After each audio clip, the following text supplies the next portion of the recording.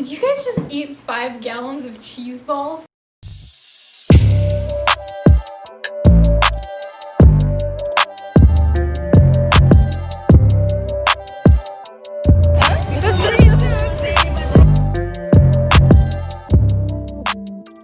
What's poppin' through Zeus Nation? It's been a long time since I made a video. I've been busy, Kelsey and Host have been busy, but we're glad to say that we're trying to make somewhat of a comeback to making videos and uploading regularly. We're just, testing the waters. We'll see how that goes. And so actually I was planning to do a video on the Panama Rainforest Discovery Center, which is out by the border of Panama City province and the Colón province here in Panama. But my camera died while I was there. So this was like a week or so, or 2 weeks ago. And I was filming, but in the morning we stumbled upon an anteater. And I may or may not have spent 2 hours filming this anteater destroy a nest of Aztec ants. And then after that, my camera just, didn't have battery anymore, so I couldn't really record much of the birds that we saw while we were there. So I'm probably gonna have to refilm that video. I was gonna be going down there this weekend to get more footage of the area, but seeing as the weather wasn't very friendly about that, I chose maybe not to go this weekend. But I promise I'll try my best to get something out there that is about birding, about iNaturalist, eBird, going to the jungle and looking for animals and what that's like here. Did you guys just eat 5 gallons of cheese balls? Well, I didn't actually eat them. I gave them away because I don't particularly like cheese balls, but I do love these enclosures because they're super cheap, they're big, they're 5 gallons, and they're perfect for mourning geckos. So I'm sure if you've done any research at all about what a mourning gecko is, that you've heard this a million times, but I'm gonna just say it because I want to make sure that whoever stumbles upon this video at least knows something about mourning geckos before they even try to have mourning geckos as pets. Here you have them naturally roaming in your yard, so if you catch them and you're like, I want to build an enclosure for them, you can, real easily. So anyways, the mourning gecko is called a mourning gecko because they're parthenogenetic, which means they reproduce asexually. So they don't need males. They make clones of themselves, which means their population is almost entirely female. So the reason they're called mourning geckos is as though they were mourning the loss of their counterparts, their males. So there's none of them there anymore, technically. These geckos are really small. They don't grow much bigger than like this. And you can tell them apart from other geckos because they have this very distinct stripe from their eyes to their ears, and then along their body you have these parallel spots that you see and rings around the tail. At least that's the variety that I have here in Panama, and so that's how I identify them and how I differentiate them from other geckos like the Asian house gecko that we have a lot of here and other leaf or bark geckos that are in the area. The mourning gecko really likes hot and humid climates, but they're very hardy. I know Clint's Reptiles has a video on them where you can see kind of how they scale in terms of like taking care of them, hardiness, and they're really easy to take care of. They're like, I think he described them as being like your own little insect colony of geckos because they're a lot like insects. They're really small and they're really easy. They eat omnivorous diets, so you can give them crested gecko diet and they'll be fine. But you can also give them crested gecko diet with insects, usually like fruit flies, something really small, because again, these geckos are really small. And they'll be good with that too. They need calcium powder, they will self-regulate, so I just leave bowls of calcium powder in their enclosure at all times. You can't really handle them. I mean, people have done it. I know that some people do handle them, they call them pocket rockets. But I personally do not because I'm terrified of injuring them or losing them, and those two things are very, very possible when you're handling an incredibly fast, tiny, delicate gecko. These guys will sprint up your arm, jump off your back, and they're gone. you lose sight of them and you're never gonna see them again. Let's get to it. So the first thing I do with this enclosure is I try to remove this big logo. And the way I do that is if you are a child or below the age of 18, I would not recommend you do this without having an adult around. But what I did was I used this chemical called lacquer thinner, and I scrubbed it. First I peeled off this and then scrubbed lacquer thinner all over this in order to completely get rid of the logo, and I'll show you what that looks like. So I finished removing the logo from this. It's completely clear now. You want to make sure that you wash this really well. If you're using chemicals to remove the logo, you could honestly just leave the logo on and paint over it or something if you prefer that. But if you are using chemicals to remove a logo, and these are strong chemicals because they're removing really strong glue, you're going to want to make sure that you wash this really well. Here's the lid. Make sure you wash the lid as well. Okay guys, now we're gonna start building the enclosure. I have this really cool coconut husk that I actually managed to find in a pet store here in Panama. Most of my materials that I have been using, like my Rapashi crested gecko diet, I've been ordering online because you just don't really find these things easily here in Latin America. It's great for keeping and maintaining humidity in the enclosure. So I'm going to dissolve this in water, and we're going to put about 2 inches here at the bottom of the enclosure. And then I have this Fluker's moss, which is also great for rainforest creatures and for giving them places to hide, but also so that they have some nice greens and good humidity, because of course these geckos love humidity. This is Zilla coconut husk and Fluker's green sphagnum moss.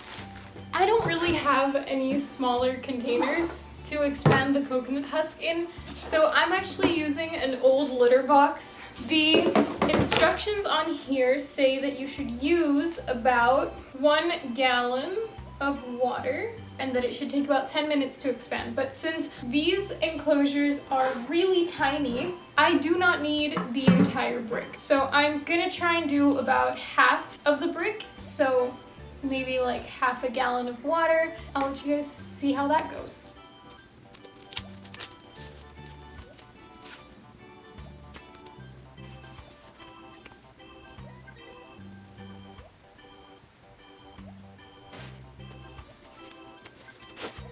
While we let that sit, let me show you guys how I make their little bowls. And of course, the hygrometer I use, which I don't really need because it's always warm enough and humid enough here, but I just like to make sure that I can see what's going on in their enclosure.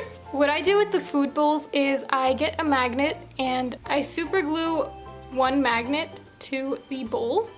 And then I have the other magnet, which I keep on the outside. That way, when I put the bowls in to the enclosure, I can put them in, say I want it here, and stick it in just like that, and it stays in its position. You can move it around if you want to, maybe move it higher, or you can just take it off and move it.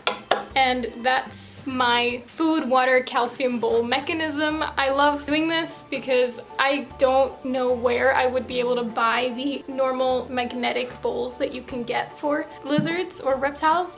And I also don't know if there's any possibilities for a curved one, because I know they sell the little rectangles with bowls on them, but this enclosure is round, so that doesn't really work with a rectangle. So in order to make the bowls, I use this super glue to super glue the magnet to the bowl. I tried with hot glue, and of course that did not work because these are like silicone kind of bowls. So the hot glue just slipped right off the bowl. So here I have my 2 magnets. They're not yet connected to anything. I'm going to glue these onto this bowl that doesn't have anything yet, and I'll show you guys how I kind of do that.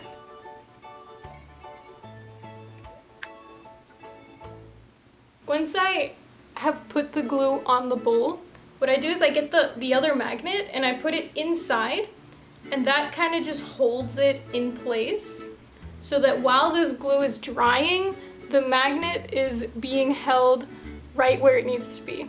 And then I leave that for a few minutes to dry. For this blue one, I kind of color coded them. So this blue one I used for calcium, and I put the calcium powder right into the bowl just directly. Whereas for the food bowl, I like to have a bowl and then put another bowl inside of here because I remove it really, really frequently. Pretty much almost every day, depending on how the crested gecko diet is doing. So I like to have this bowl that sits in here, and then I take it out and put a new one in. For the water bowl, I just kind of use a bottle cap and put that somewhere elevated in the enclosure because I usually don't need to remove it as much unless it gets dirty.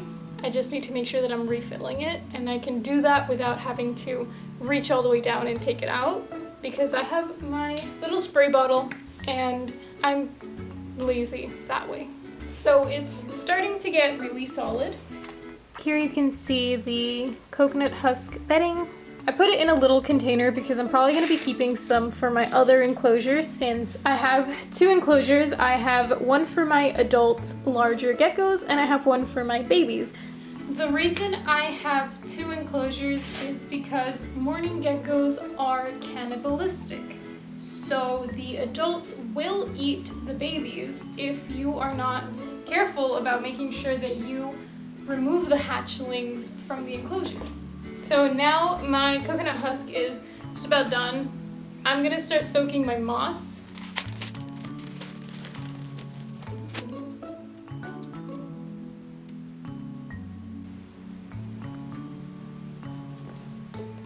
Alright, so now that we have everything set up, let's start building. So the first thing you want to do with the lid is you want to make sure that there are breathing holes in your lid, which right now I do not have. I have my lids 3D printed so that they come with the mesh, and these are fit to these enclosures. But seeing as not everyone has access to a 3D printer, and my 3D printer is actually down right now, so it's the perfect time to show you guys how to turn this lid into something more usable. Alright, so for starters, I actually saw this really cool YouTube video of someone who was also turning their cheese ball containers, 5-gallon containers, into mourning gecko enclosures. So I saw that what he did was he cut like 2 slits into the lid to create a little like lift latch that you can use to kind of like, rather than lifting the entire lid, that you can just lift off this little flap. I will link his video in the description of this video for you guys to find if you want to watch that one. It's basically the same mechanics, and you can also watch the Clint's Reptiles video on mourning geckos. There's a lot of information and a lot of ways to build your mourning gecko enclosure.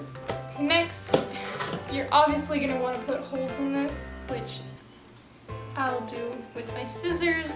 Be really careful when using scissors, super glue, any kind of heat. Just make sure that if you are below the age of 18, that you have done your research, that you're taking the safety precautions necessary, or that you have an adult with you.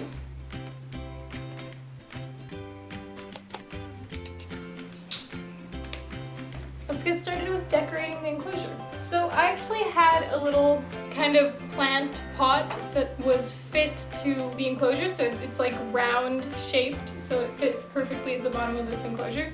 The problem is my plants kind of died, so right now all I have is this little guy here who's barely hanging on. They were doing well for a while, but I guess I'm just not very good at taking care of my plants. And so I'm gonna put this in.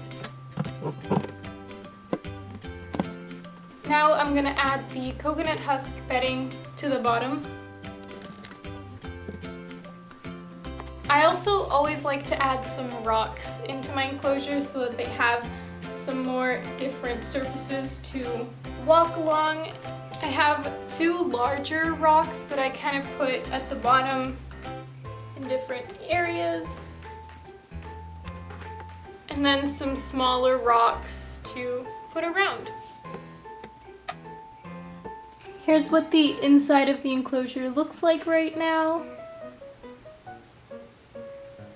Okay, so I have my sticks in this enclosure, and my geckos are also actually in this enclosure.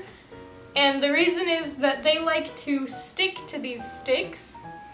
So I prefer to just move them around while they're on the sticks than to separately pick them up and put them aside. I have about 7 geckos in here, and so a few of them might come over during this process and you'll see them when they do.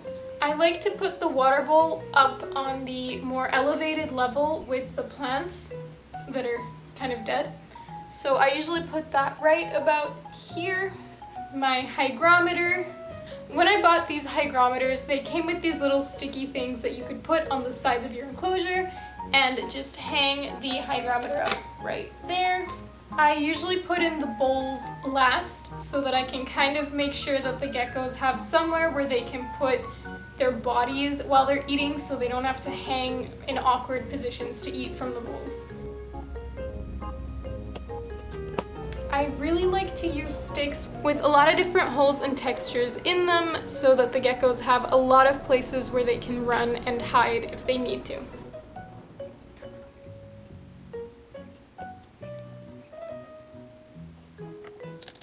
Here you can see what the enclosure looks like right now. You have the water bowl up here, the sticks around the hygrometer, the rocks all the way at the bottom, and I like to just kind of arrange my sticks in a lot of different angles so they have a lot of different layers and levels to climb on. And now I'm gonna get the rest of them in here.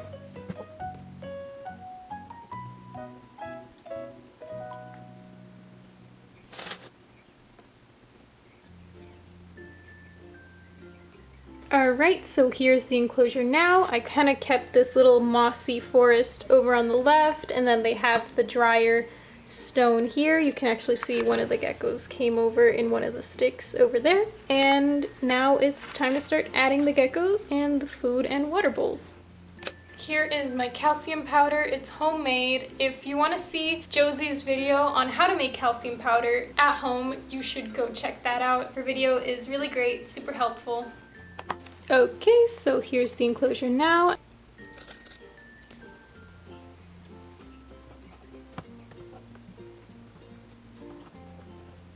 Okay, so we are done building this enclosure. Here you see it in some natural light. You have the geckos in here. They have many different hiding spots, many different levels, food, calcium powder, and the hygrometer that is telling me how their enclosure is doing.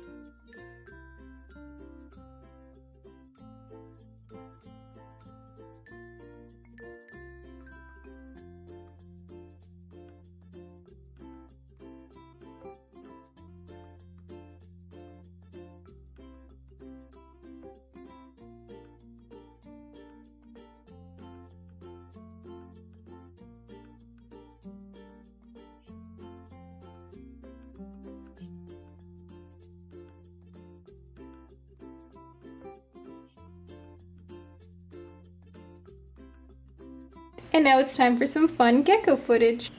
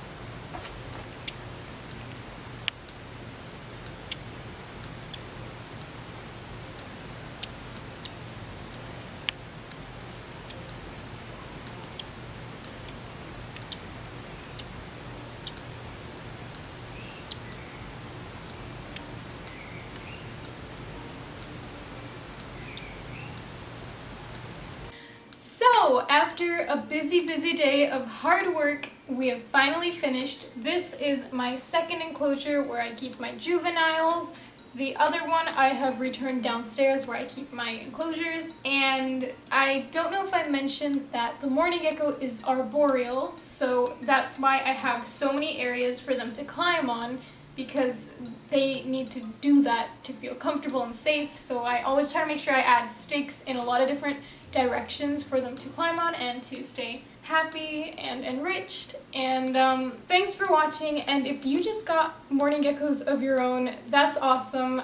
Congratulations and good luck with this journey. They're awesome little guys to look at. You can't really handle them, which sucks, but if you really did want to handle them, you can find a compromise.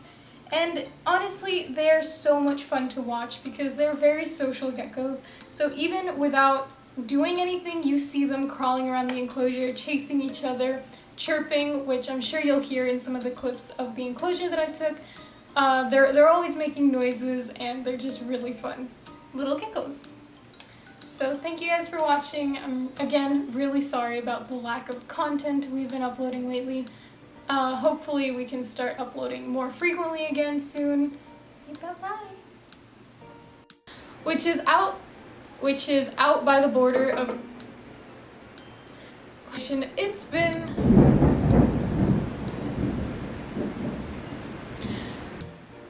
Okay, let me restate that.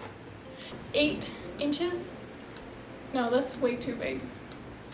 I hope the thunder isn't getting caught in my mic because it is thunder. Let me move this aside.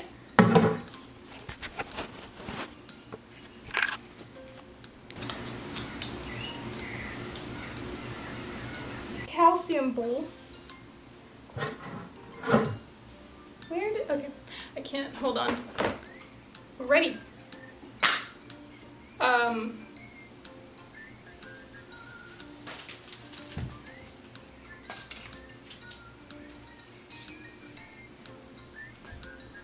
So just do not be alarmed if you suddenly see geckos walking around in here. It's because they're in my sticks. I put a little thing on the side of the, when I bought